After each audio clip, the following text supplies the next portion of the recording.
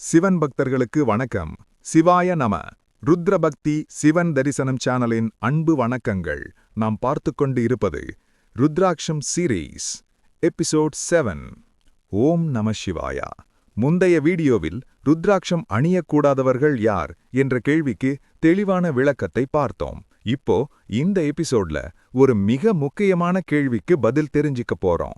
அது என்னன்னா, மொத்தம் எத்தனை முகி இருக்கிறது, அதில் ஒருமுக ருத்ராட்சத்தின் உண்மை. மொத்தம் எத்தனை முகி இருக்கிறது, அதில் ஏன் ஒருமுக ருத்ராட்சம் அதிக சக்தி என்று சொல்லப்படுகிறது. இன்று அந்த உண்மை. மொத்தம் எத்தனை முகி? பொதுவாக மக்கள் அறிந்தது 1 முதல் 14 முகி வரை.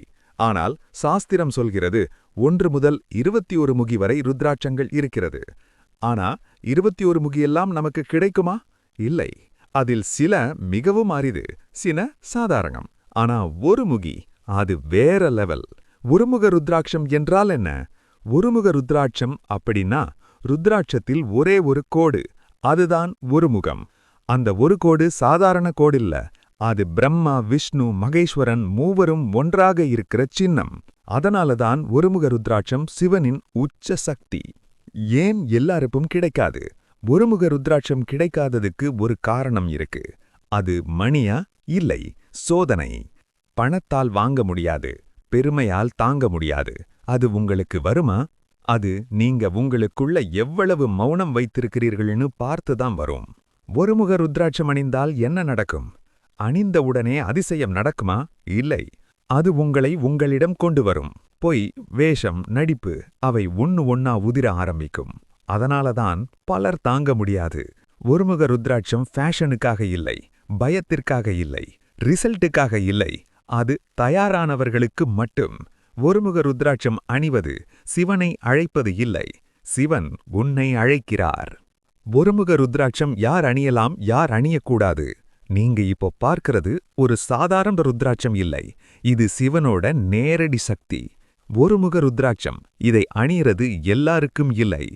அணிந்தால் வாழ்க்கை மாறும், தவறாக அணிந்தால் அதே வாழ்க்கை உடையும்.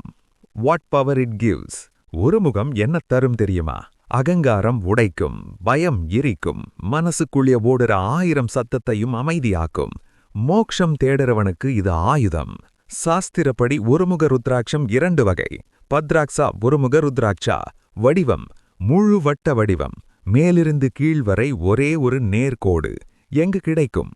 நேபாளம். சக்தி மிக அதிகம், நேரடி சிவசக்தி. யாருக்கு? சந்நியாசிகள், தீவிர தியானிகள், குரு அனுமதி பெற்றவர்கள். சாஸ்திர எச்சரிக்கை, இது அணிவது பக்தி அல்ல, துறவம். சாதாரண மனிதனுக்கு பரிந்துரை இல்லை, மன அழுத்தம், தனிமை அதிகரிக்கும். இதுவே உண்மையான அரிதான ஒருமுகம். காஜு வடிவ ஒருமுக ருத்ராட்சம்.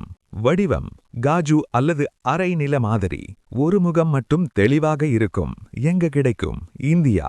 சக்தி பத்ராட்சை விட குறைவு, ஆனாலும் பாதுகாப்பானது. யாருக்கு?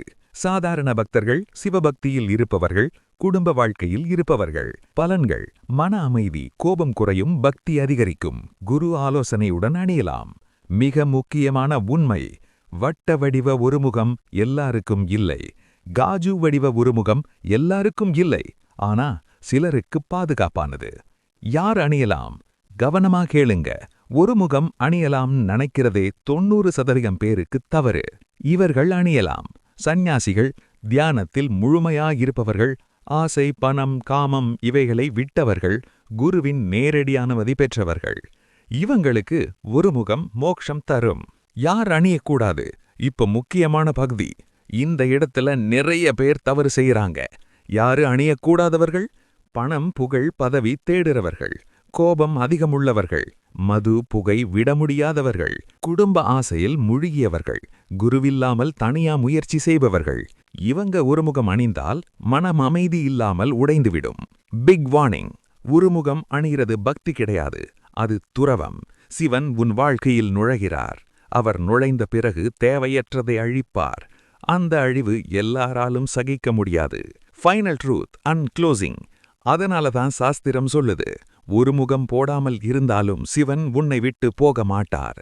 ஆனா தயாரில்லாமல் ஒருமுகம் அணிந்தால் அதன் விளைவு உன் வாழ்க்கையே மாற்றிவிடும்.